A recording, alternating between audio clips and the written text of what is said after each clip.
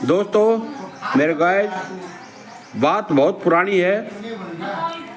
हमारे गांव बेरी में शाम को 8 बजे से लेके और रात को 12 बजे तक वहाँ बैठक होती थी, महफिल सजती थी, कहानियों का और पहाड़ियों का, कहावतों का दौर चलता था। और वो बैठक चलती थी।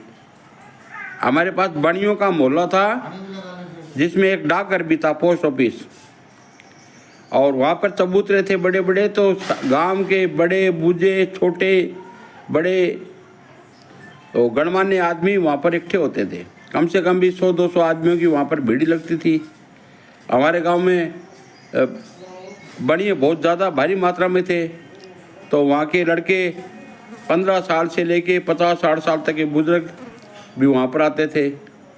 उन्हीं के पास एक खातियों का घर था जिसमें बड़े का नाम था मगराज खाती और छोटे का नाम था डेढ़राज खाती। तो यदि उनके घर के पास वो बैठक हो रही है तो वो तो ज़रूर आते, उनके लड़के भी आते। अब कभी तो बाणियों के लड़के पहाड़ी बोल कहते, भाई उसका उत्तर दो। कभी कोई ठाकर का लड़का, कभी कोई जाटों का, कभी कोई खातियों का।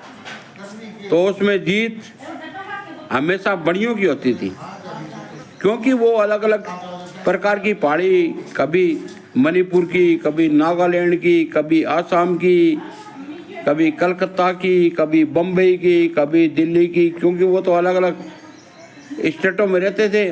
तो अलग अलग पहाड़ी कहावत वो कहते और गांव वाले आदमी उसमें फंस जाते। अब ये दौर काफ़ी दिनों तक चलता रहा। अब डेढ़राज खाती के मन में आया कि यार क्या करें, ये बनिया के लड़के हैं, ये तो हमेशा जीतते हैं और सारे गांव की हार हो जाती है। अब क्या करें। तो एक दिन उससे कहा, भाई तुम्हारे को बहुत दिन हो गए पहाड़ी कहावत कहते कहते, आज मैं आपको एक पहाड़ी बताता हूँ, उसका उत्तर देना। तो उन्होंने कहा भी ठीक है, आप पहाड़ी कहो। तो डेढ़राज खाती ने कहा कि बताओ सरपट ब्याह का मतलब क्या होता है, इस पहाड़ी का अर्थ बताओ। अब सारे आदमी एक दूसरे के मुंह देखने लगे कि यारो ये सरपट ब्याह क्या होता है। अब किसी के समझ में आया, किसी के नहीं आया। कोई कुछ उत्तर दे रहा, कोई कुछ उत्तर दे रहा, लेकिन सबके उत्तर बेकार। अब सारे गांव वाले सब उसको डेढ़राज खाती को बोले कि भाई आप बताओ इस सरपट ब्याह का क्या मतलब होता है। तो बोला कि आपको किसी को नहीं पता। बोला जी हमारे को तो नहीं पता। तो बोलो ठीक है मैं बताता हूँ। सर का मतलब होता है एक भेड़ एक जंगल में खेत में चल रही है, तो वहाँ तुम्बे की बेल होती है। वो तुम्बे की बेल में उसकी टांग उलझ जाती है। अब वो टांग तुम्बे की बेल में उलझती होती है तो वो बेल बोलती है सर।